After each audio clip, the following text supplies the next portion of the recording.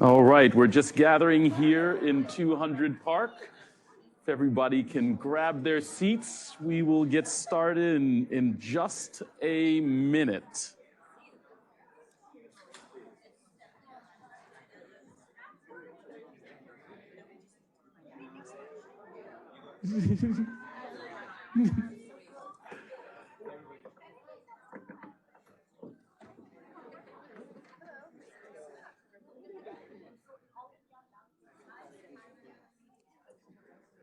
Great. All right. We are going to get started with the first quarter 2024 CMO Council. Thanks to everybody for joining us. Good morning to the folks here. Good afternoon and good evening to the folks around the world. We're continuing this series of topics about marketing that and bringing in experts from all corners of the marketing universe as well as beyond. And today I'm really happy to introduce you all to Ben von Wong, who will be our speaker for today. Ben is a climate activist, artist, and importantly, an amazing storyteller. And so we're going to talk a little bit about storytelling. I got to know Ben probably 5-6 years ago. It was maybe longer. Yeah, and through some mutual friends, and we got to know each other and collaborate on a few different things that were really interesting. In particular, you know, Ben's work on climate, and he is an activist and a thinker that's you know in demand around the globe for his work in the climate space, and so. Ben also has participated with this team last year as an expert in some work we did on the future customer of the future world. And so Ben provided perspectives on what he believes the future will hold. And so he's been involved with MetLife for some time now. One of the most interesting things that came out of just a miscellaneous conversation Ben and I were having was that he was engaged with an organization called the $1 Million Roundtable. Many of you will know the $1 Million Roundtable, and he gave a presentation to the $1 Million Roundtable in Brussels on storytelling. So not only has he been involved with MetLife, but he's been involved with the insurance industry in terms of storytelling. So I want to introduce a master storyteller, an amazing artist, and an amazing climate activist, Ben von Wong. Good morning, afternoon, everyone. Happy to be here.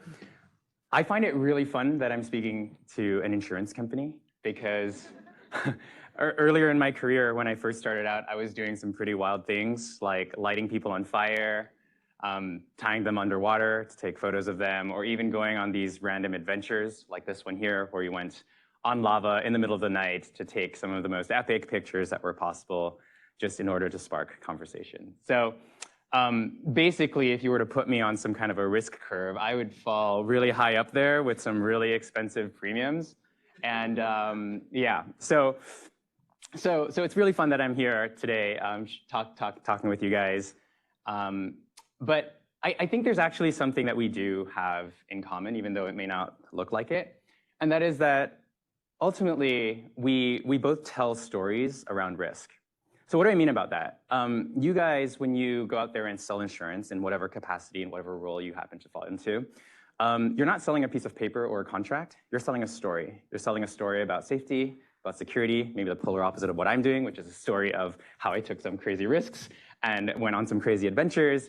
But we're still framing stories in whatever we do. And how we frame risk actually creates the essence of a great story. Back in the days, I leveraged this idea of perceived risk, right? Like it looks dangerous to tie someone underwater. It looks dangerous to light someone on fire. But behind that, we have a whole host of people coming together to make sure that it is safe indeed. and using that in order to attract people's attention. These days, I'm thinking more about the existential risk that we face within the environmental and sustainability world. So my work today has shifted a little bit. It looks something like this. And the primary purpose behind my work, the reason why I create work like this, is because I try to invoke in people a sense of curiosity. I want people to look at my work and go like, wait, what am I looking at? Tell me a little bit more. Because conversation can only come when people are curious, right? Like when people are curious about something, you can take them in any direction. You can talk about why you do something, you can talk about how you do it, you can talk about what you did. And if people are curious, it makes that conversation so much more easy. And so when someone looks at this and they say, wait, what am I looking at? Tell me more. I can say, this is not VFX, it's not AI, it's actually a photograph. It's a photograph of an art installation that we built. The reason why the whole thing is glowing is because we had LED lights backlighting the entire thing on a wooden frame. And where we are is inside of a mall in Vietnam, where 24 people, over 200 people came over the course of a couple weeks to help us out, because I don't know how to build anything, and I generally need the help of a community to pull projects together. And those little lines that you see that make up the entire art installation, well, those are straws, single-use plastic straws, 168,000 of them, in fact, that we collected, cleaned, organized over the course of 9 months, and put together in order to make a Guinness World Record art installation to show how small little individual decisions add up. Right? So curiosity allowed me to have that conversation with you, bring you on a journey, and have a story that together we could come and explore and have a conversation about. I see my work kind of as a direct complement to science that gets put out there. Sometimes science, like headlines, can be really interesting, but often they get a little bit dry and boring after a while. These headlines over here that I have up on the screen focus on the clothing that we wear. So clothing that we wear is often made from plastics, polyester, nylon, spandex. They all come from fossil fuels. They're all made from plastics. And when we wash our clothes, what happens is you rub all these clothes together and they release a bunch of little microscopic pieces of fibers back into the ocean. Those fibers then get eaten up by plankton. Fish then eat that, and then we eat it. And so, long story short, we end up with plastics in our system. And this stuff is really interesting, but it only really caters to a very specific audience. So how do you widen the funnel? How do you make the topic more accessible? How do you help researchers who are doing the research, looking through microscopes, tell their kids about the issue and make it a little bit more interesting and accessible to them? For me, that's by using art. Right? It's finding a metaphor. So if our laundry is coming and haunting us in some way, shape, and form, why not create a monster crawling out of a laundry machine and building that out of clothing and cardboard and showing that it's threatening the next generation, right? Just kind of making it more literal, making it more friendly. And because it is anchored in a real world story, that gives us the ability to marry two worlds together and create something really interesting. And once in a while, my stuff is really abstract. I get asked by different people to create art. This one time I was invited by Greenpeace to create an art installation to highlight the environmental impacts of Bitcoin mining. So Bitcoin mining uses as much energy as some countries. Depending on who you ask, it's higher or lower, but it's basically around the same energy consumption as the country of Colombia, which is wild. And because the price of Bitcoin fluctuates, it actually reopens new coal-fired power plants that were initially going to shut down, but now you can just plug it into a Bitcoin mining operation, and then you can just justify opening the whole thing up. And so they were asking if I could find some way of representing that in a unique and interesting way. And I thought about it a little bit and came up with this idea of creating a giant 11-foot tall skull with Bitcoin laser eyes, which was very symbolic of the Bitcoin movement itself, and some coal smokestacks covered entirely in electronic waste. And that over there is like my nephew, who's the model in most of my photos, just to give the whole thing a little bit of scale. But it's more than just, I think, creating one singular art installation, but rather the installation is almost like the beginning of something more, right? The art can then be used on the cover of a report. It can be used to sell merch, to continuously engage people. It can then possibly be remixed and projected on the side of buildings, all in order to draw new people into the conversation. And so these stories are sort of like living organisms, living beings. They can continuously evolve and grow as long as the interest is there. I think you guys might all be familiar with the Simon Sinek's framework of start with why, right? It's not about what you do, it's not about how you do it, it's why you do it. And that the biggest brands in the world always focus on why. So like Apple's not just selling you a computer, they're selling you the ability to think differently, right? They're selling you a brand. Nike is all about feeling empowered that you can go out there and just do whatever you want. But I think there's one thing that Simon Sinek misses, is that we don't go around every day asking like, oh, why do you do what you do? Why do you do what you do? We don't think about the why in our everyday interactions because we are so busy all the time. And so the one, I think, prerequisite to caring about people's why, even if it's a really, really good why, is that you need to make it sparkly. You need to make it interesting. You need to make it magical and creative, right? And so that piece really, really matters. And so I think as you guys think about stories, as you try to draw people into your orbit, as you try to make whatever it is you're doing interesting, think about how you can invite a sense of curiosity. How do you make people want to know more? How do they feel pulled towards your story rather than trying to push it onto them? For me, I guess I have a little bit of an advantage. You know, I first started off my life as a photographer. That's me 10 years younger. Photography is one of these really interesting tools because it allows you to frame a story. In essence, I think a photograph is somewhat of a magic trick because reality looks like this. You frame a photo, you use a different lens, you can tell a completely different story. And early on, I discovered that one of the earliest keys to success was actually finding things that were a little bit surprising in my actual process. So when someone looks at this, I have a story ready for them, ready to receive them with it. And so the photo of the dancers jumping, for example, was created with the help of flour. And so you get to say, well, flour looks like smoke. You really don't want to use it in your bedrooms. It gets really messy. It's impossible to clean. We got liquid latex if ever you want to create the effect like venom. But you need to make sure not to cover anyone's eyebrows because it's impossible to remove. Or that, you know, even using tools like birthday sparklers can create really cool light painting effects if you know what you're doing. And so, you know, a lot of my earlier marketing was about the how. How do you do what you do? And that was really wonderful because it allowed me to build an early following because I was regularly creating, I was topically relevant, like all the best practices that you might hear on social media. But there's a little bit of a problem that I encountered, and it's that photographers don't hire other photographers. And so it's great having a following, but if you're not aspiring to be an educator and you want to reach a wider world, then how do you do that? Right? You need to kind of get beyond those boundaries. And it's one thing saying like, I want to build a following, and then it's another to say, I want to build a following that I actually want to engage with. And I was kind of stuck in that loop for a little while.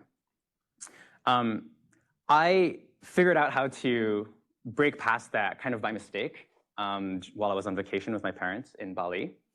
I was basically, I basically hate going on vacation. Vacations are really stressful for me because I need to think about what to do and there's no parameters for it. And so I try to look around and see like, what can I learn while I'm there? What can I do? Like, how can I anchor this experience in some way, shape, or form? And I thought, well, I don't know how to dive yet, so let's learn how to dive. If I'm diving, where should I go? Oh, look, there's a shipwreck. Oh, if there's a shipwreck, I need to do a photo shoot. So if I need to do a photo shoot, then I need a model. If I need a model, then I need a dress. And one thing led to another, and I ended up tying a model 30 meters underwater in a shipwreck in Bali. And this was the result. And for the first time ever when I did this project, like my work actually expanded and reached far beyond my original audience of photographers. It was like the first time I created a project that went viral. I don't really have like full metrics of it since it just gets picked up by a bunch of different blogs. But for me, this was like millions of views coming in on my YouTube video. And I was like, what was different about this project? Was the photo just objectively, qualitatively better? Or was it something else? And I think the lesson that I've extracted from it is actually that this was the first time I had actually taken a photo that was easy to describe in words, right? And so even though I'm a visual artist, even though my entire medium is nonverbal, when you look at the photo and you want to talk about it, you want to share it, it needs to be easy to describe in words, otherwise people can't talk about it. And even if I don't show you this image and I just started sitting next to you in a bar and I said, hey, I just had a model 30 meters underwater in a shipwreck in Bali, do you want to see it? It sounds interesting, right? You feel pulled to it. And so the words we use to describe what we do really matters. And by applying this strategy, by like taking that framework and applying it to my work, I was really able to differentiate myself and stand out and expand beyond that initial bubble that I was trapped with. So what did those earlier projects look like? They looked like tying superheroes on the edge of a 40-story skyscraper. This was in San Francisco. That's Market Street below. And the funny thing is, like, it doesn't even matter if you like the photo or don't like the photo.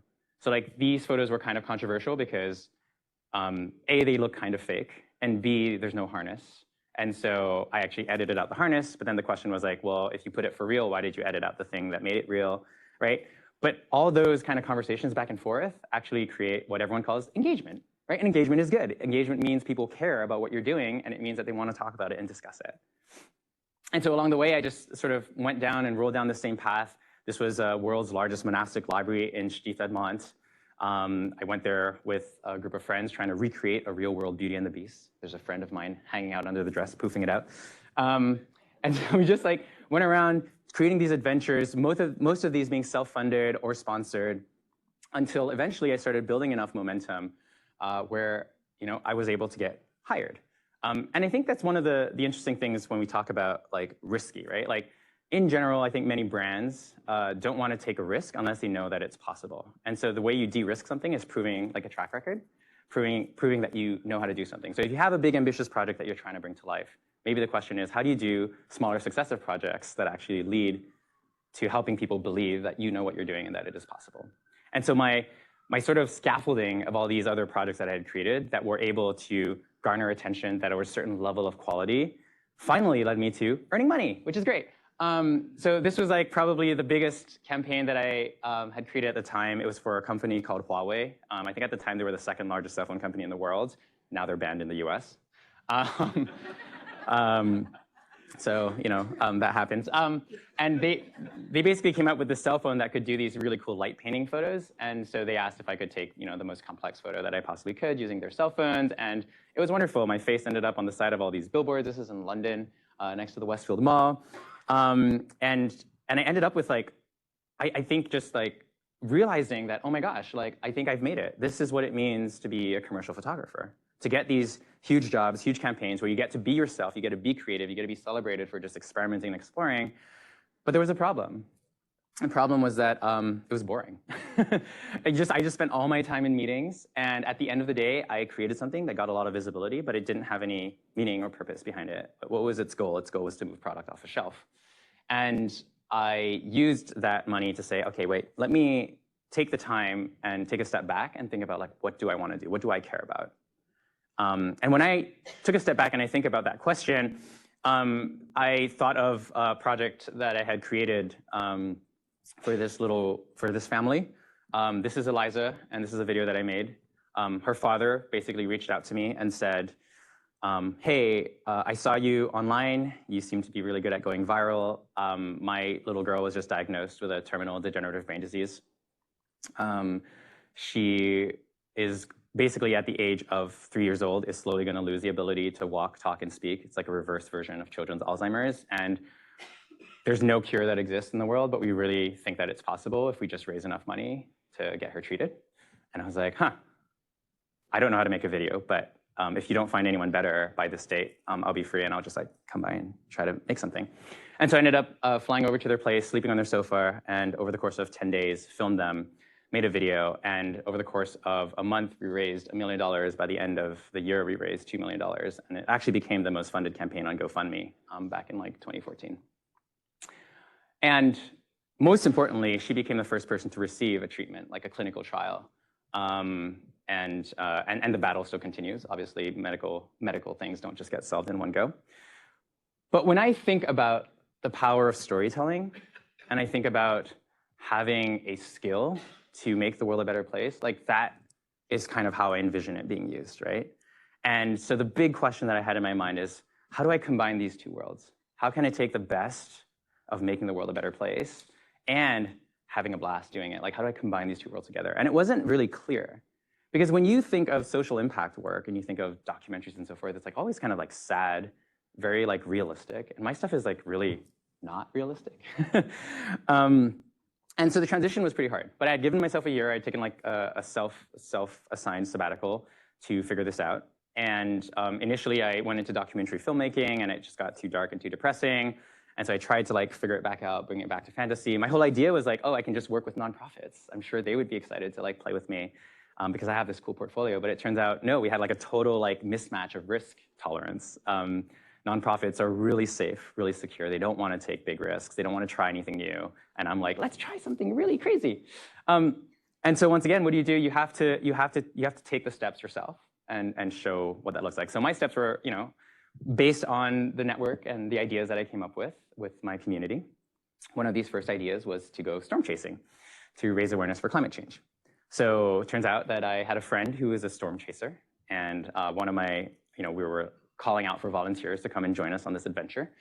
And that guy had an ambulance. And so the ambulance was perfect because we could throw all these props inside of it, go chase after a storm that was traveling at 50 miles an hour, try to get in front of it, and then like unload all these props in front of the storm to take some photos. And the whole idea was to say like, well, we can't ignore these big weather events that are happening, right?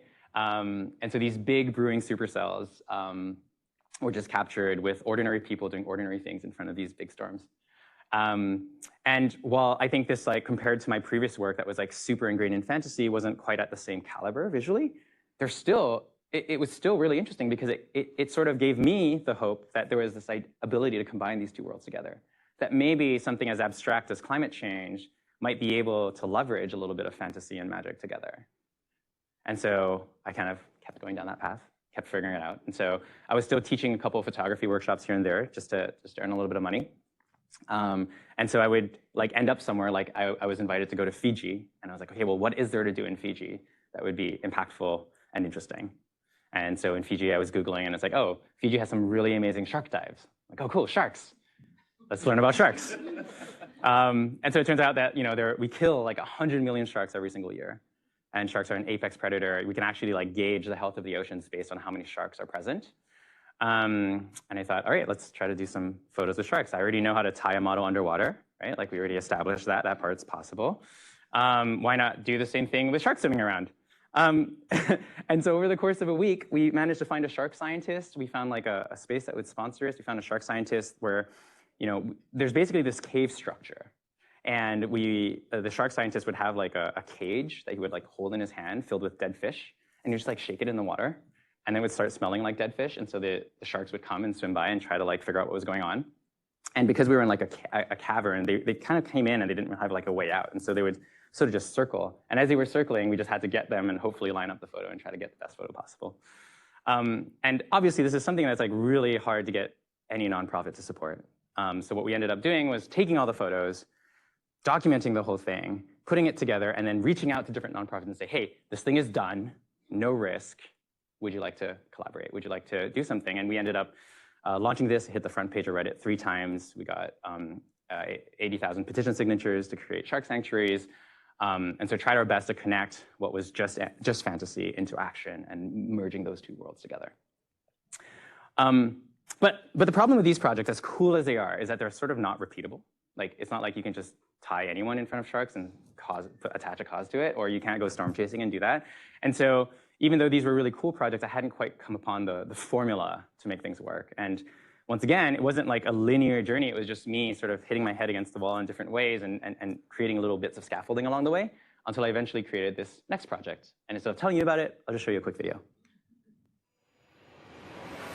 How do you get people to talk about something that is ordinary, ugly, and boring? I wasn't too sure, but from experience, I know that the internet loves to see things that are extravagant, unique, and different. So applying that same concept to plastic bottles, having 10,000 of them seemed like a great start at making something ordinary into something extravagant. With more plastic than fish in the sea scheduled for 2050, it made sense to add an ocean component to the project. A sea of plastic was interesting and sad, but it needed something unique and beautiful to truly stand out. What more unique and beautiful to represent the ocean than a mermaid?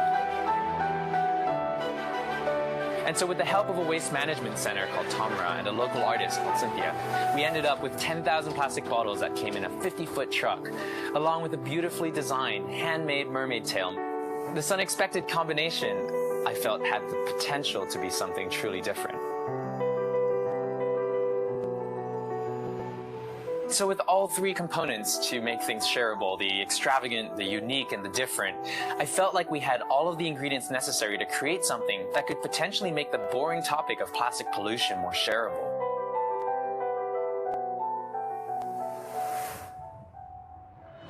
As the shoot deadline crept forward, dozens of volunteers joined us in our quest, contributing whatever they could, from helping us clean and delabel thousands of bottles, to rigging up my camera to the ceiling with plywood and pulleys, to borrowing a 52-inch TV from Costco.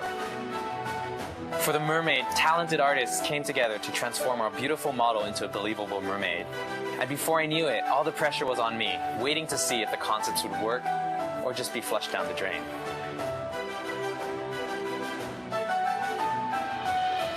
As the day flew by, volunteers worked tirelessly, pushing bottles around, collecting them, organizing them by color before tossing them right back out onto the floor to create a new set of patterns that some crazy photographer had told them to do.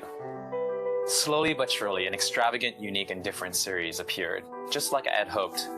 But deep in the back of my mind, one nagging thought remained.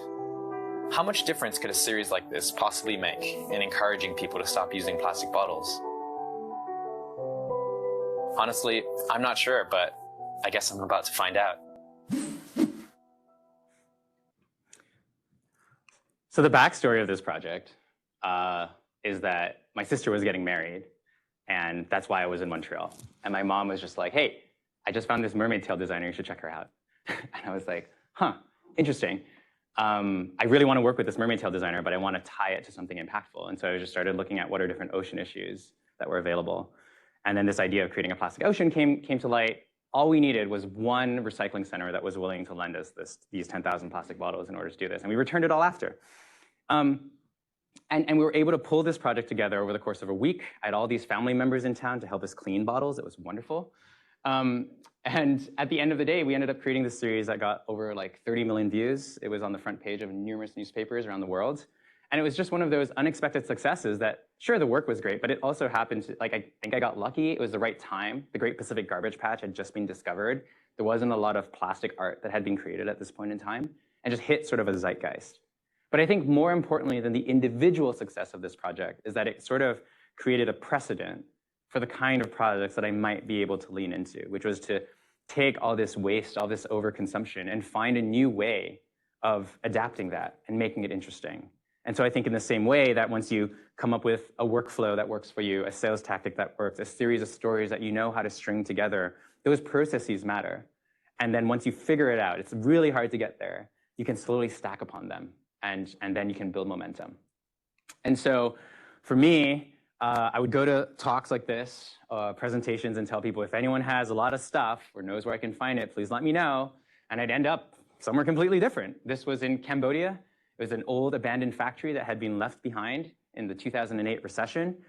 And they had a bunch of clothing fragments that were just dumped and tossed, and they were actually being sold as fuel for like poor people to burn, which, you know, burning plastics to heat your food is probably not a good idea. And so I ended up rolling down there saying, oh, wait, can I use some of this material to tell some stories? And we ended up talking about fast fashion as one of the biggest contributors to climate change. Because if a single cotton t-shirt uses 2,500 liters of water, what does our entire closet look like? And then by showing, once again, that it was possible to do this and repeat it over and over again, brands started coming in and saying, hey, maybe we can work together. Like, so after speaking at South by Southwest, Dell came up to me and was like, hey, have you ever done anything with electronic waste? I'm like, no, but tell me more. Tell me more about this. Tell me about this problem. And it turns out that less than 15% of electronic waste is recycled. Most of it is tossed into landfills or burned in poorer countries just to get access to the metals. But if the metals are left behind, they leach back into the groundwaters. It's absolutely terrible, and yet it has so much value. And I get given sort of these prompts, this understanding of what the problem is, and I try to figure out how to make it interesting.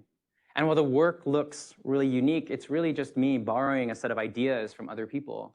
For example, the opening scene of Blade Runner 2049 looks exactly like this. It's these solar fields that were just arrayed, and I was like, I think this would be really cool to do with laptops, because what we're trying to do is talk about how we want to harness old energy and convert it into something new. And we want this to feel like something technological, right? So how do you make this idea of circuitry more visible? And we just took these used mice and keyboards and cables and adapters and combined them with some green walls, added a person, a character from Tron, and combined these together with some great lighting and a leaf blower to make the hair look epic. We end up with this unique photo, what looks unique, what looks completely different, but it's really just an amalgamation of many, many things. And so for a while, it almost felt like I had found the key to success, right? I had this formula. It was working really, really well, and I'm sure you guys have all been there when you find this formula that works for you. And maybe maybe you guys have all heard of this concept, the concept of ikigai, the combination of what you love, what you're good at, what you can get paid for, and what the world needs. And I think this is often marketed as a destination, like nirvana. Like once you get there, you've figured it all out, you can now live a great life. But I think what they kind of forget to tell you is that this is not really a destination. This is much more of a journey. Just because you find it doesn't mean you get to hold on to it. Because what you love today is probably not the same thing as you loved 10 years ago. What the world needs today is not what the world's going to need in 10 years from now. And so this is constantly moving just because you find it. It's actually kind of even more bittersweet, I feel like. You think you have it, you're holding on to it, it's rocking, and then it's gone. And you're like, crap, I'm obsolete. And so I think maybe an important rule to remember is that the 10,000 hour rule is a lie. So Malcolm Gladwell popularized this. It basically promises that if you spend 10,000 hours at anything, like chess or tennis or whatever, you can become an expert at it. And that is true for certain things. Marketing is not one of them.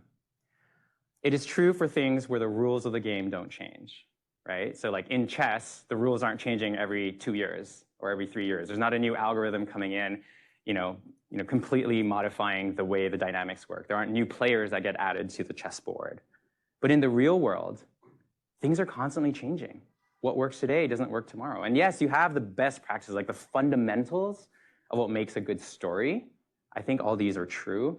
But by and large, the world is changing so fast that if you don't stick to it and you don't experiment and prototype and get comfortable with the idea of constantly learning and just being satisfied with the 10,000 hours that you've put in, that's when like things kind of go awry. And in my life, what that looks like was kind of like this. So like Instagram started off in 2015, where there was probably a trend of travel influencers and stuff like that, where everyone is kind of taking the same photo that looks slightly different. I think this is somewhere around the era when Instagram realized that in order to keep people scrolling for longer, it was better to show things that were entertaining and not too artsy, right? Because if it's not jarring you out of your flow, you can just keep scrolling over and over again. And then somewhere along the ways, a couple of these engineers decided, like, actually, an even better way to keep people scrolling are these videos. And now, if you're not doing videos, you can't reach anyone anymore. And so suddenly, all those influencer content has now disappeared. And now we're like in this new bubbly age of videos, right? These are just people adapting with the trends. And it doesn't matter how great of a travel photographer you are anymore. If you're just sticking to what you know and what you're great at, it doesn't work anymore. And now to make matters worse or more interesting, if you're creative, we now have artificial intelligence. Yay! And it's not even just video, it's not even just photos, it's videos. So now you're competing for the same bucket of time, same little group of attention, but now even more people can be creative. Even more people can get access to this creativity. And so in a sense, it's wonderful. I think for you guys, it's wonderful. For me, it's a little bit more stressful, right? Because like something like this, which are like actual concepts that I wanted to do once upon a time, which is like, take these old Brother Grimm story fairy tales and like instead of these big oak woods, stick them in a deforested area, can just be created in a matter of minutes with a couple prompts. So like, what do you do as a creative when like, you can take something that would take months or years to build or ideate or create, and you can just get the same result with just a few prompts? And you just need to keep trying, prototype it a couple times, 3, 4 times, and this is just the beginning. Now it's getting worse. Now it's like, these should be moving. I'm actually behind the trend already. Why do I not have AI videos for you guys? That just came out, what, last week? Sora? It's just crazy. And so I have all these ideas that like suddenly, even the ideas, the very ideas themselves, I think they could still be created. Like an ice sculpture of the earth on fire feels like a very compelling thing. I could still create it, but it almost feels like, how do you justify the cost, the energy, the effort? Who's gonna pay for it? And so one might say that I think I'm in a little bit of a state of crisis. Creative crisis, storytelling crisis, life crisis. Where do I go? What do I do? But if I take a moment and I like look back onto the rest of my life, I'll actually start. I think it's really helpful when you take a step back and like sort of look at yourself as a character in a show instead of like being like living the first person view of it all the time.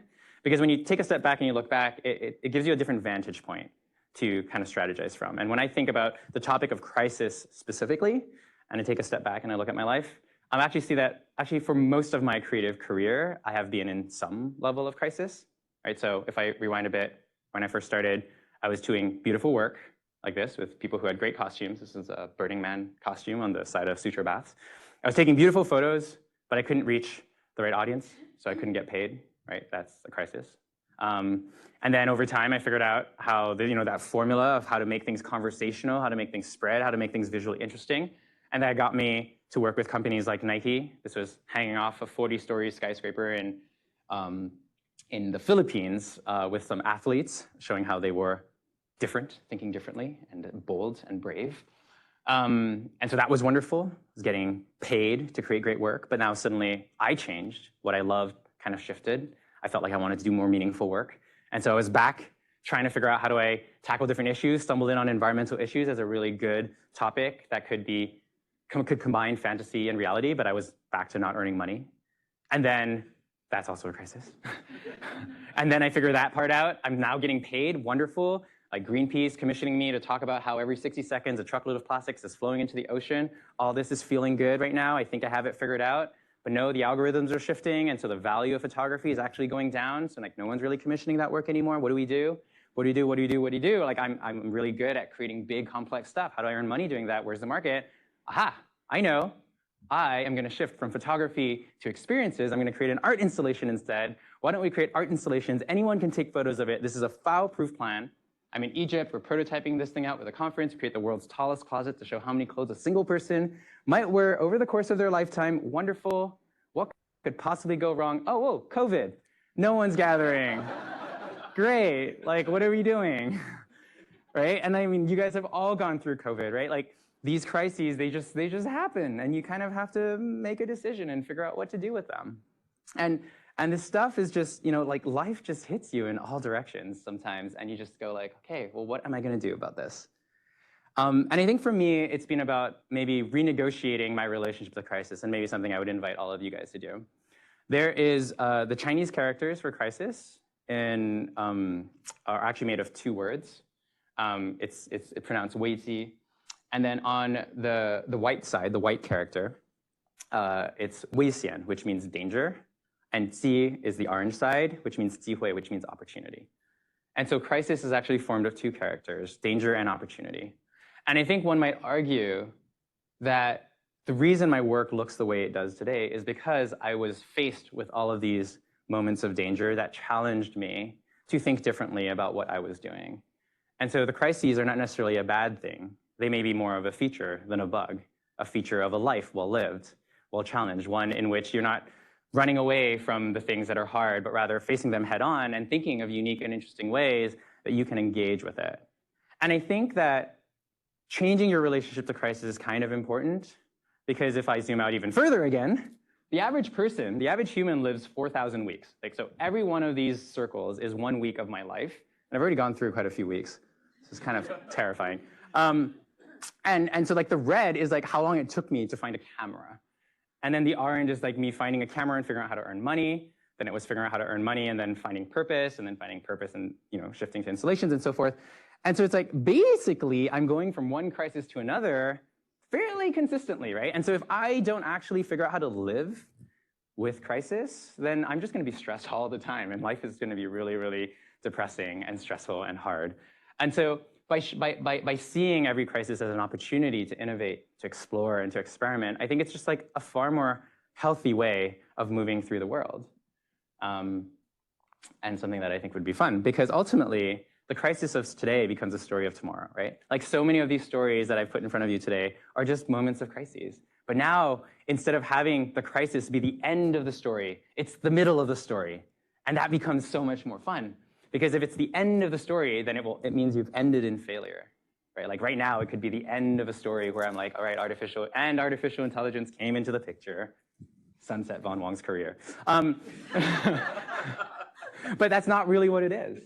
And I think as you get older, while there's like less lines left on that little graph over there, you actually get better at dealing with crises, because all of these layers of experience and expertise actually come in and factor in. They give you more resilience, they give you more perspective, they give you an increased ability to lean on the friends and the knowledge and the expertise that you've acquired over time in order to better tackle these crises. And so I think this is one of my favorite graphs that I found on the internet. It's by a guy called Tim Urban. He's got this wonderful blog. But basically, we're born, and then we make all these decisions to end up wherever the hell we are now, today, in this moment. And now we have all these new decisions that we can make. Like they're just a sea of them.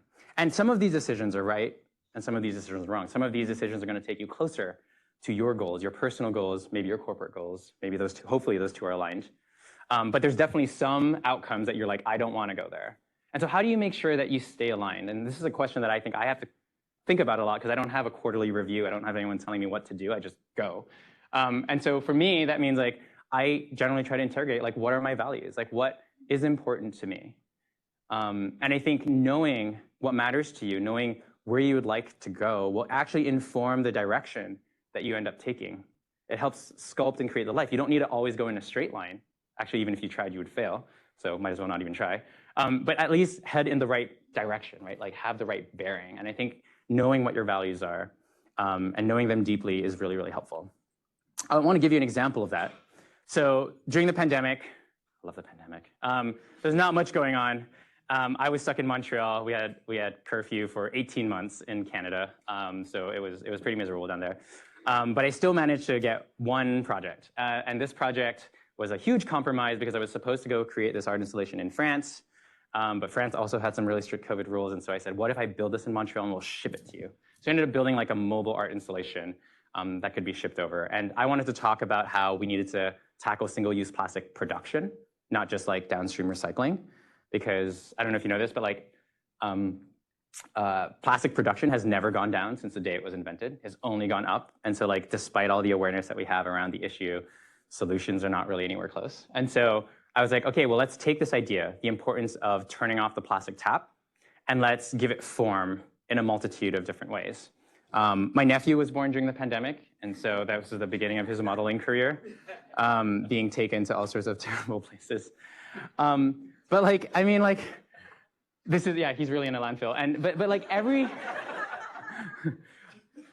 single piece of plastic that has ever been created still exists on the planet, except like the little bit that's been incinerated. And so it's like, this is a problem that they're gonna have to deal with, and the generations after that, like for the next 10 or 100 years.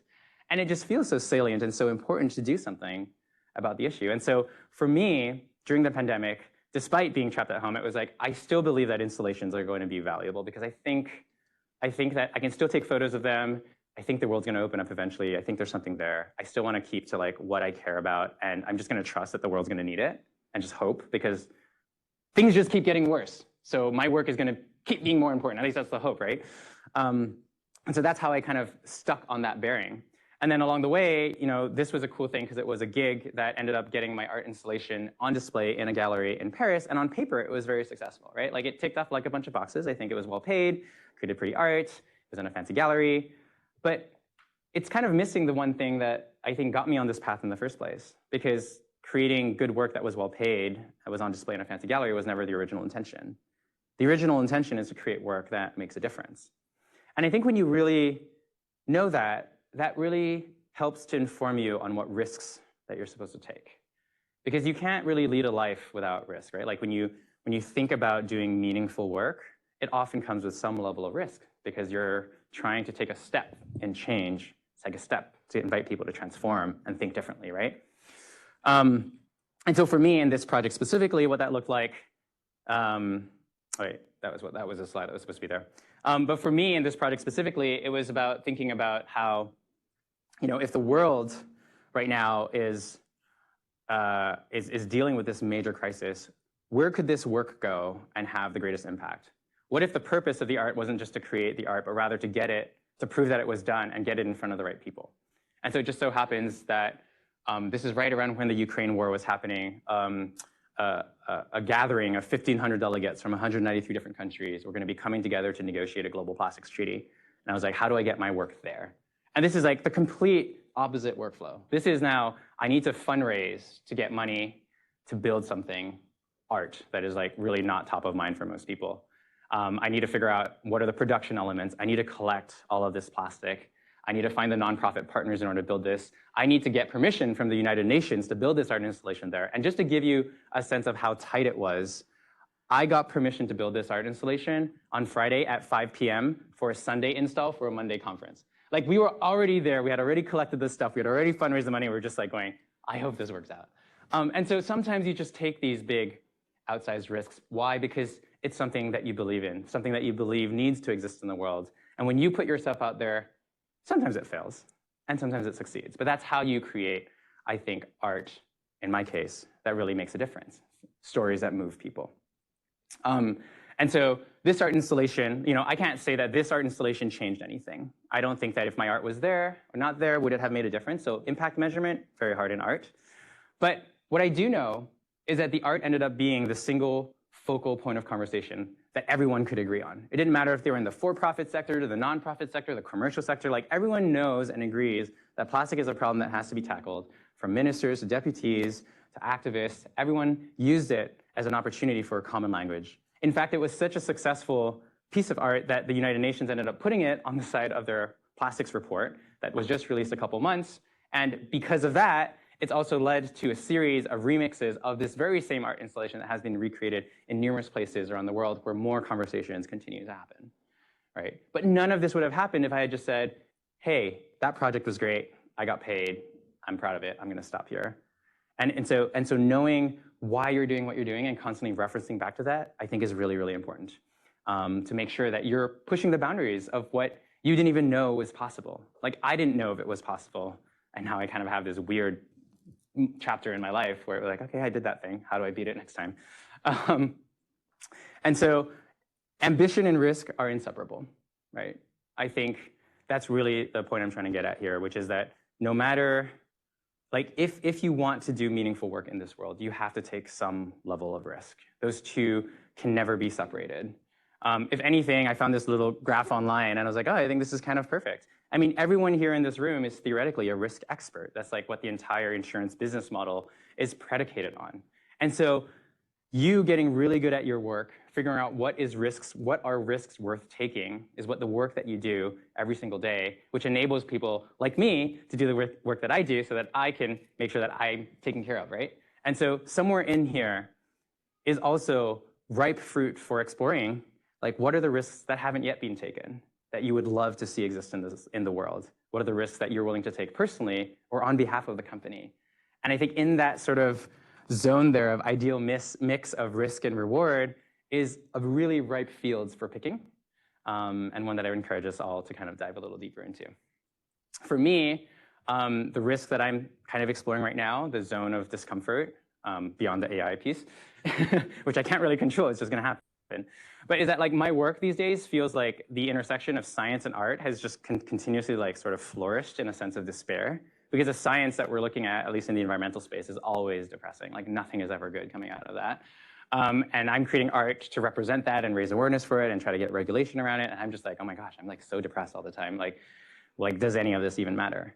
But I know it doesn't have to be this way. It's just that this is what we see because this is the world we live in, one that is negative and always highlighting what's wrong with where we're at. And I really want to move my work from a place where science and art creates a sense of wonder and possibility. And the homework there for me has been to see how can I redirect my curiosity from all the problems with the world and redirect it into like, where are the solutions? Where are the people working on cool things that I want to be excited to talk about and share with the world? Not that the other isn't necessary, but I think both would be helpful. And that's led me to some pretty cool discoveries. So I recently learned about biochar. I don't know if you guys are familiar with biochar. Biochar is responsible for 89% of verified carbon removal credits. And like, I can't tell you the number of environmental people I talk to who don't know about it, including myself. Like, I just recently learned about it, and I'm like, wait, how is it possible that I don't know about this? And so basically, it involves taking organic material, any kind of organic waste material, like in this case, bamboo, and pyrolyzing it, putting it through a pyrolysis process, which is essentially a fancy word for burning in a low oxygen environment. So if you imagine a piece of toast, stick it in the toaster for too long, it comes out black, but it didn't catch on fire. Well, that toast is essentially carbon. It's what's left is carbon. So if carbon doesn't meet oxygen, CO2 isn't formed, you can take that, you can crumble it, you can sequester it in the ground, and it's great for the soil because carbon has a very porous texture and structure. And so it's really good for healing the soil, absorbing a bunch of fertilizer runoffs, increasing yields for farmers. And so it's great for both the right and the left. Magical. And so I was like, oh, how can I raise awareness for this using my art? How can I take this concept and try to create something? But no one's ever really created large art around it. And so I recently just self-funded a project to Thailand, working with a nonprofit.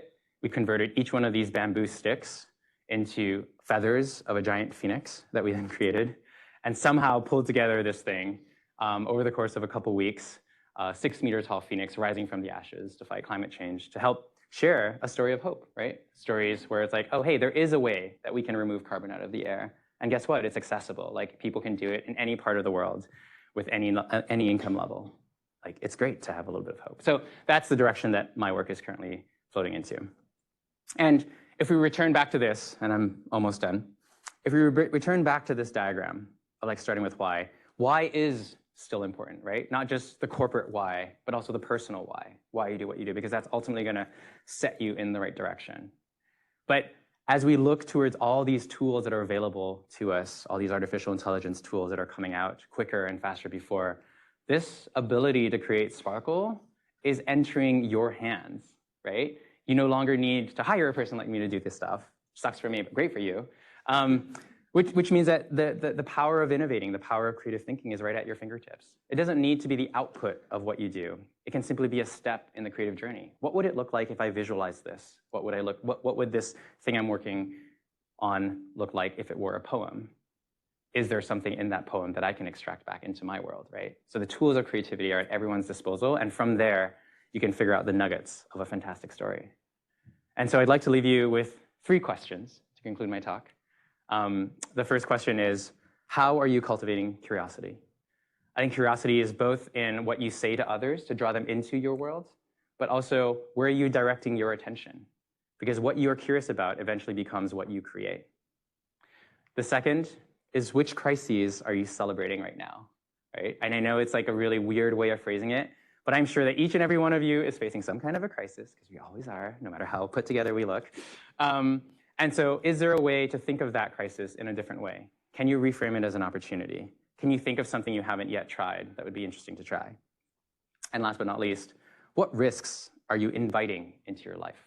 Because if we think of risk as a prerequisite for change and transformation, I think there are probably a bunch of risks that you haven't yet considered that could be really fun and lead in some really interesting directions. So that's it for today. Thank you guys so much.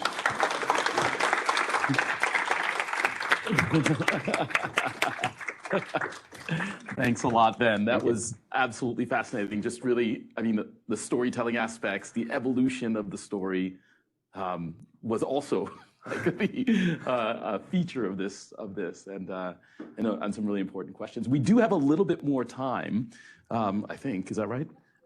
For questions and answers for Ben, and we have mics in the room for the folks here, and then there is also an ability to ask a question on the chat, and so we'll open it up for any questions. Yeah, so please go up to the mics if you have a question in the room, or use the chat. And one more housekeeping: we will have a survey, of course, via QR code following our session today. We have 2 questions. One is the first is for Ben. It seems like a lot of your success has been collaborating and asking for help. How do you get people to come on these seemingly risky journeys with you? Wow, wouldn't you want to come on one of these projects? I mean, I think a part of it is the fact that, like, I try to frame, even in like the asking for help, is saying, hey, I'm trying to do something. I don't know where it's going to go, but I think it'll be really interesting. And there's like no way your current Sunday plans are going to be as awesome as my Sunday plans.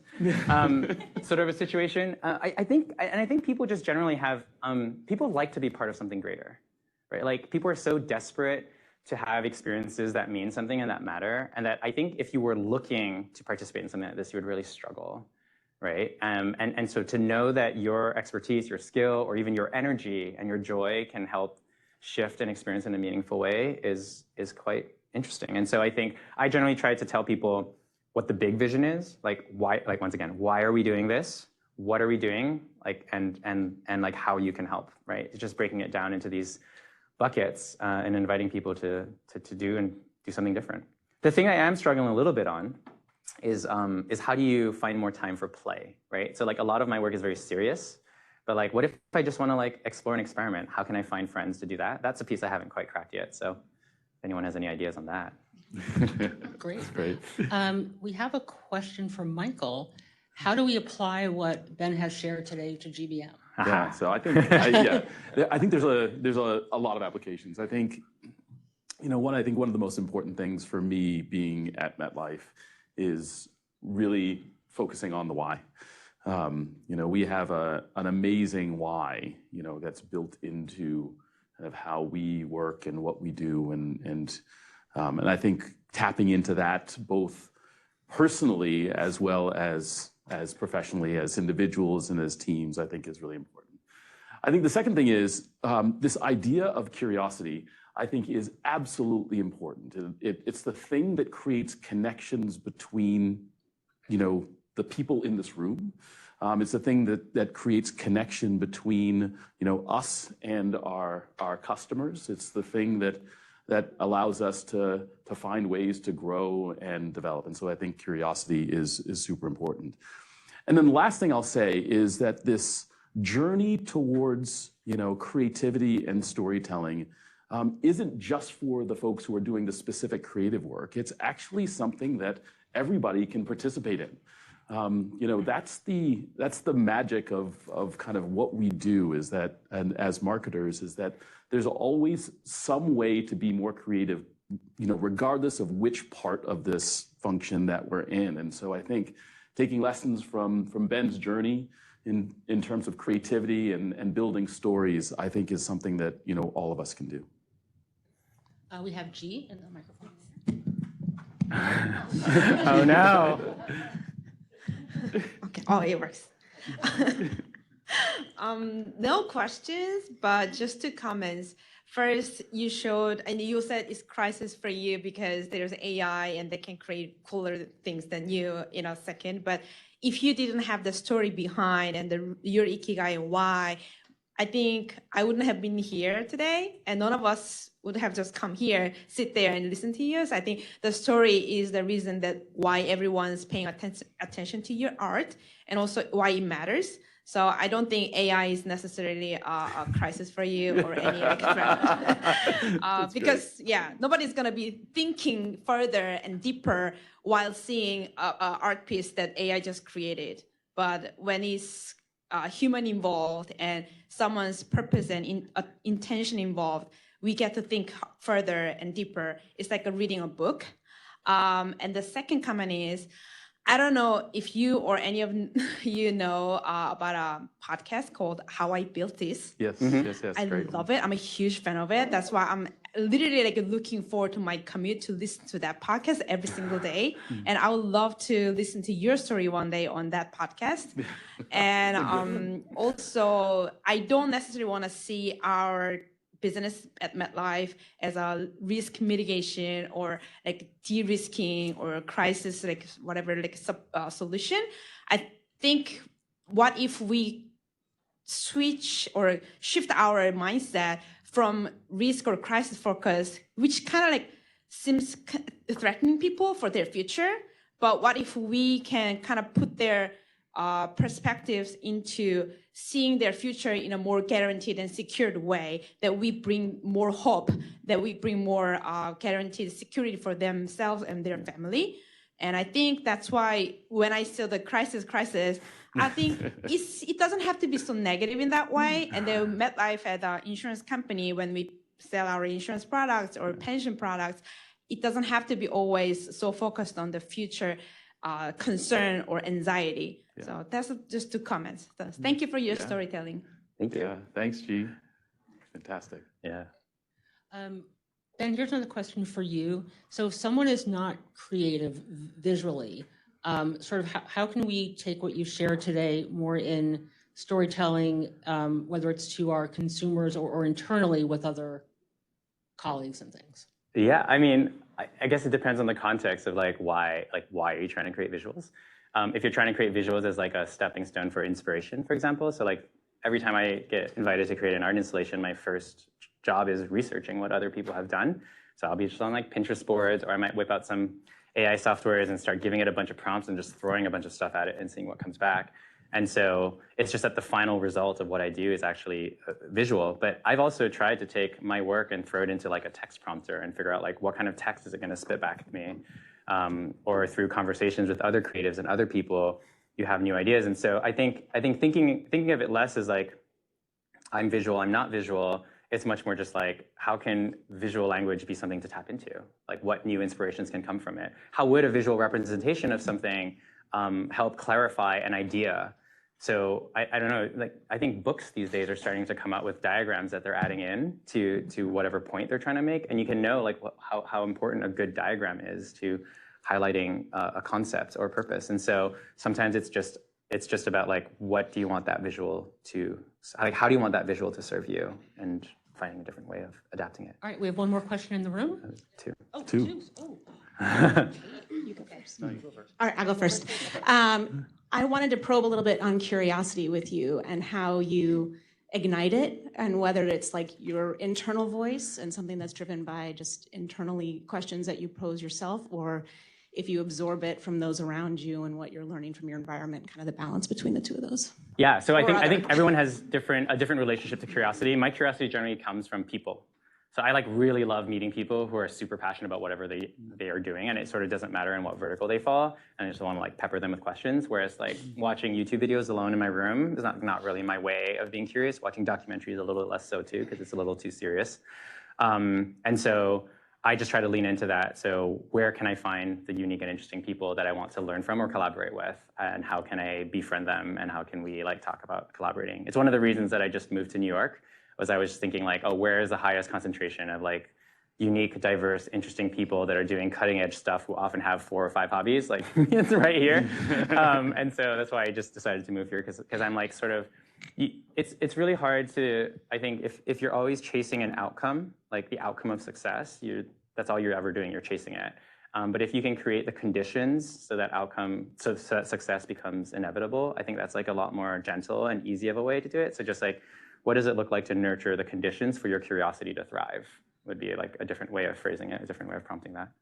Just in terms of curiosity, I make friends with people who are curious, like Ben, and then I learn from that curiosity as well. In fact, Ben is the one who introduced me to Gary Bowles, who was at one of our town halls last year as well. So Gary and Ben are friends. I didn't know he got brought on board. Ben and I are friends, and so that's how. Question? Yes, thank you for sharing the stories, man. Really fascinating. Next time you tie someone underwater, just come talk to us. We have good insurance for them. Can work together. How often in your projects do you work with younger generations and children? Because I think there is so much power in storytelling through them and with them to try to make an impact for, and try to convince maybe some of the other generations that there is a lot of things that are happening and that they are the ones who are going to have to deal with it. So I saw that obviously you use your nephew in a lot of them, which is great. And how often do you involve younger generations in your projects? Yeah, in like almost every single project I do, the like schools or communities are involved. I'm designing a project right now that's going to be on display on the High Line for Earth Month.